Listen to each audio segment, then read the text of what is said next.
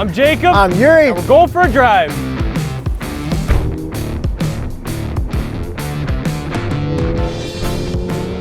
'20 Nissan GTR 50th anniversary edition with launch control.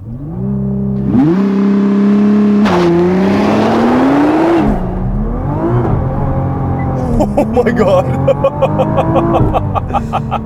How is this car so fast for being so old? It's so damn fast. Horsepower and torque. 565 horsepower, 467 pound-feet of torque from a handcrafted 3.8 liter twin turbo V6. Have they changed the horsepower since it first came out like 11 years ago? Yeah, absolutely. It came out with 480 horsepower originally, so they just kept bumping the power every year. All right, floor for me while driving. I'm gonna have to downshift though. That pulls so hard. It's like GTR, GT3 RS, silly fast, and like the NSX. Like, you get that sensation that you're still pulling all the time. It's the sensation of speed, because like the M5 has 600 horsepower, so a little bit more than this, but this just feels so much faster. This is the feeling I want in a car. Exactly. So the natural thing to do would be to send it into cliche corner in R mode, and this thing just hooks up.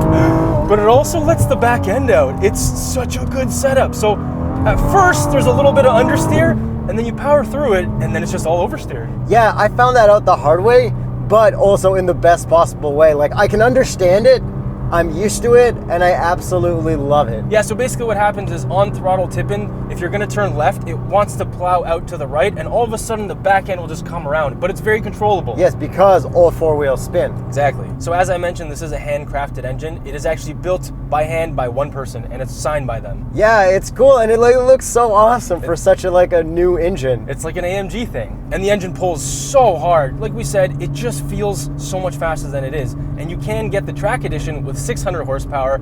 Canada does not get the Nismo edition, but you can get that in the States. But yo, this thing is such a dog in automatic mode. It is. So that's why I said I had to downshift earlier, because if you just leave it in auto, it really sucks. And that's where it really shows its age. Yeah, but then we also have a couple different drive modes for the engine. So if we put it in save mode, it pretty much does nothing. Like, this feels like a Maxima. Yeah, yeah, so that's for the transmission and drivetrain basically. So I've been just leaving this in R because it's fantastic. So it makes the transmission shift a little bit faster. But if you had like a boring daily commute and like you had to not rip it or whatever, you put it in save, you'll be fine, because that's kind of like snow mode. Yeah, kind of. And this is a 6-speed dual clutch, so it does shift really fast, especially on downshifts. I love how fast it shifts, and like the pedals, everything feels so amazing. I know, and then we also have Magnesium paddle shifters, and they feel fantastic. Like, I know this is an old car, but they knocked it out of the park, and it like super holds up. Yeah, so back to those drive modes, we also do have suspension drive modes, R and comfort, normal, and then we also have the stability control modes, R, normal, and off. And we've been just driving this in R, and it's just been great.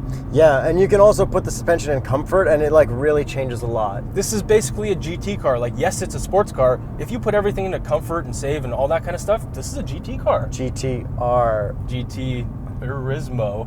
Gran Turismo. So apparently the people who made Gran Turismo for PlayStation did the gauges here. Yeah, so if you press the function button, you get the Gran Turismo gauges, but the menu gauges is Nissan, and there's a really big difference. It feels like two different companies made them. Yeah, because when we were in the Rogue, the sport gauges, it was like so laggy and crappy. We're like, what's in the GTR? But it's completely fine. Yeah, and like the Pathfinder, I'm like, why do I need fuel flow? Here, I like to see fuel flow. But again, the C7 Corvette with that SD card and seeing what you saw while driving later, like, if you're flying through a corner, do you have time to look at this? No, not at all. not. Nope. And there's no history of it, so like, it's cool, but it's also kind of completely useless. Totally agree. But back to that transmission for a little bit, it really shows its age when you're driving around town, and all the sounds that it makes. It feels and sounds really clunky. It does, but I like the sound. It's really mechanical. Yeah, I know exactly. As long as I don't have to pay for the maintenance of that sound, I'm fine. I don't know what the maintenance issues are like for these. They have had transmission issues in the past. I looked it up because as soon as I drove this, I'm like, how much can I get one of these used for? Because I really like this car. And FYI, this does not come in manual. No, it does not. By the way, used prices are around 60 grand for the original 2008, 2009 ones. Canadian. Yeah, and on that suspension, it's totally dailyable. It's not too stiff. I think Bilstein did the suspension for this, and it is adaptive, and it's fantastic. You can drive daily, it's great. And even if you've got like a lead foot, you always want to speed or something, as long as you keep it in auto, that'll limit you so much for your speeding. Yeah, the auto transmission. Yeah, having to like downshift every time you want to send it, like you're either in paddle mode and ready to fly the whole time, or you're in automatic and like it takes too much time to get into that mode to just rip on the fly. Yeah, because modern dual clutches, they'll actually skip gears. This one has to go through every gear. Yeah. And this is all-wheel drive, but it has a rear-mounted transaxle where it also houses the all-wheel drive differential. Yeah, I know why you're smiling. Only cool cars have transaxles. Yeah, like your Prowler? I didn't say it. But when you're just driving normally, this sends 100% of the available torque to the back wheels, and then when it sends a slip, it can do up to 50-50. So this does feel very rear-wheel drive.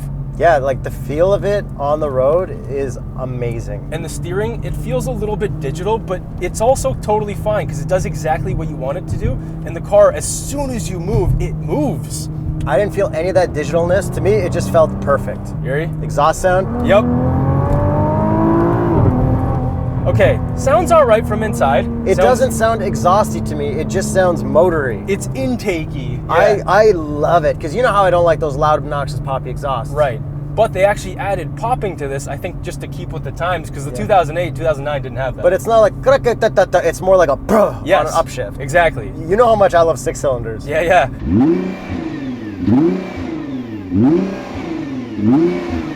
And I have heard these with aftermarket exhausts, and I think they sound a lot better, obviously. And the exhaust is actually titanium, so they saved a lot of weight with that, too. But let's talk about those exhaust tips, but let's get you into the driver's seat. And looks, because it's all new, right? Oh, totally new. My God. Yeah. When this thing hooks up, it hooks up. Feels like a remote control car taking off so fast. It kind of does. This will do 0 to 100 kilometers per hour in about 3 seconds. I couldn't find the exact time because a lot of stuff specs the track edition, so right around 3 seconds. Yeah, I can't believe this car was this fast when it came out that long ago. It shocked the world. It had the craziest Nürburgring record time. Porsche was so upset, they like didn't believe it. And then the year after, the GTR came back and beat its own time in the dry. Okay, so let's get to the looks. Pretty much the same old GTR it's always been, but this one is blue. And let's start with the rear end because I love the Skyline GTR style taillights. Let's be specific, this is Bayside blue, and this is the first time it's been back since the R34. And the R34 is the one from Too Fast, Too Furious, right? Yes. That is like my favorite. I am so suckered by everything. Should we drive that one and maybe like do a little review on it? Yeah, I'm down. Okay, cool. But the first time you launched away from me, hit the brakes, all I saw was those taillights in blue, and I couldn't tell from a distance which Skyline it was. Yeah, no, those taillights are just their signature move. Or GTR, whatever. Yeah, this is a GTR. It's hard not to call it a Skyline. And I love how the taillights kind of look like the exhaust, like these just gigantic circles on the back. Okay, so the exhaust tips are gigantic. Yeah, so this is like 2009 real, which is fantastic. Because it came out in 2009. Yeah, exactly. So they kind of look like trumpets. It's awesome, and it's like metallic chrome colored or whatever. Yeah, like anodized or whatever. And then the rest of the rear end, you've seen it a million times. I just like the way it looks. I like how stocky it is. And then if we go to the side view, we got big fenders, like hard lines everywhere. It looks great. And then we have these crazy looking wheels, which I'm not a big fan of because there's like weird blue accents in them. Okay, I like the blue accents and I like the stripes on this because it's been around for so long. It's like, let's just throw every sticker, every weird thing at it we can. Well, we missed talking about the sticker on the back because that's a bit ridiculous. Yeah, that's very extra, but Yes. That's okay. Then the stripe on the hood is pretty cool too. Yeah, so the stripes are actually a throwback to the winning 1971 GTR, so it actually looked kind of like this. And I guess that's why it's 50th anniversary. There you go. I really like the old one, and I think maybe from like when Fast and Furious was in Brazil, driving around in that, I think I'm just really affected by that movie. Which older one? Like R32, R33, R34? Like the 1970s one. Oh, like the Hakusuka. The one from Brazil. Okay. You gotta catch up on your Fast and Furious references. Yeah, well, there's been so many GTRs in Fast and Furious, I'm like, I can't keep up. Oh, back to the wheels. What is the Continental recommended tire? The Extreme Contact Sport. And then we've also got nice Brembos in there. Gold, and they don't really use that color on many cars anymore. And then it's like Nissan by Brembo down there written on it. I love it. Okay, and then how about the front end? It looks great. The daytime running lights don't pop too much or anything, but it's just such a good shape, like so boxy. I can see how it relates to the R34. But I do really like the front end, how the grille kind of comes up and around, and there's like so much functional vents everywhere. Yeah. Overall, I'm not sick of this car, and after driving it, I like the looks even more. I honestly kind of forgot about this, but after driving it, I feel bad about myself forgetting about this Yeah, car. and like, we drove the E63S like 2 years ago. Yeah. Nissan, took you long enough, but thank you. Yeah, thank you, finally.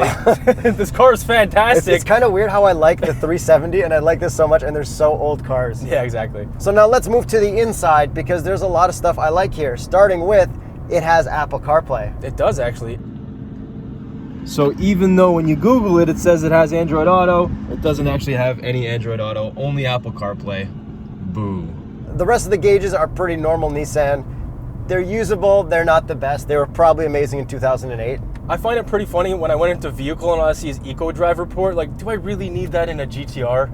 It's already in there. There's no point in taking it out. It's probably more work to take it out. Probably. And then if we move on to the gauges, it's amazing because it's a tack in the center, just like 911s. It's super easy to see your speed. You have your gear indicator up there in the top right.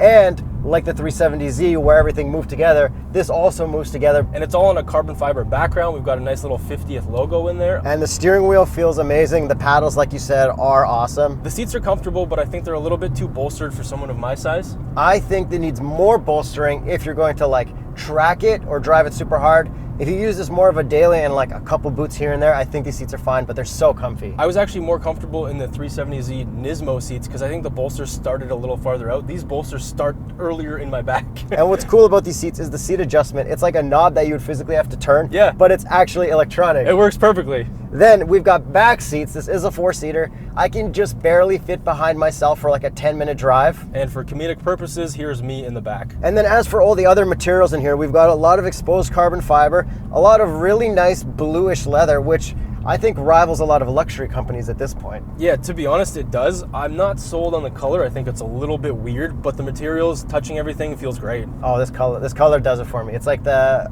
BRZ we drove, the Ryu Edition interior. That's exactly what this looks like, and I'm not a big fan of the interior version. And then if we needed to fit a cup of coffee, it fits just fine. And how about them visors? Let's find out. 3, 2, 1. Maybe with the new one. It's okay, Nissan didn't know about the visor test in 2008. Yeah, exactly. The new one, which is who knows how far out. And a little boot through cliche before we end it off, and I'm going to keep it in full traction on. And even with full traction, it feels like it gets a tiny bit loose, like the perfect amount. Like I'm not going to spin out. No, exactly. And what's cool about this interior is it actually has a real handbrake. Yeah, like an old school manual one. And before we get to the price, I just want to show the audience. It's in automatic. I'm in save mode, and I'm going to floor it. Go for it. There we go. You can hear the clutches changing. It's absolutely pathetic, which I think makes it absolutely great for dailying. Do you know what I mean? No, I know exactly what you mean. Okay, so now let's get to the price. Starts at $129,998. Canadian. This 50th anniversary edition is $139,998. Okay, I don't know if that's worth it, but I love this car. I think it is worth it. I just personally wouldn't get the 50th anniversary version. Like if you want to have an underdog, almost supercar, I think.